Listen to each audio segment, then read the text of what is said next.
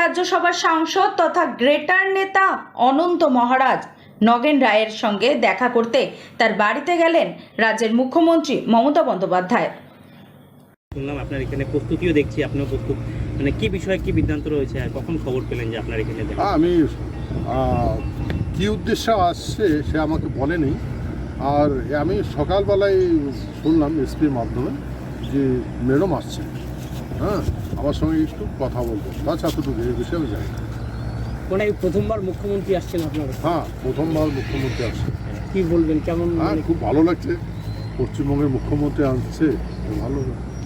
ওনাকে স্বাগত করার জন্য কিছু ব্যবস্থা কিছু এখন কথা নেই, ভোরবেলা এই যে মেয়েরা দৌড়ে দৌড়ে আসছে দেখতেছেন, সব ছেলেরা দৌড়ে দৌড়ে আসতেছে। হ্যাঁ, এখন যা হয় আর কি, নাহলে আগে যদি জানতাম তাহলে তো অন্য ব্যবস্থা করতাম। হঠাৎ করেই এটা প্রোগ্রাম? হ্যাঁ, হঠাৎ করে।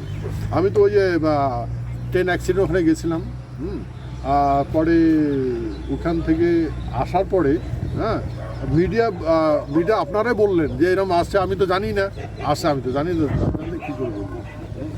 কিংসুকা আমাকে জিজ্ঞাসা করেছিল, হ্যাঁ আপনারাও পত্রকার যারা আছেন তারাও জিজ্ঞাসা করেছিল, আমি তো জানতাম না, ভোরবেলায় জানলাম। ঠিক আছে, থ্যাংক ইউ।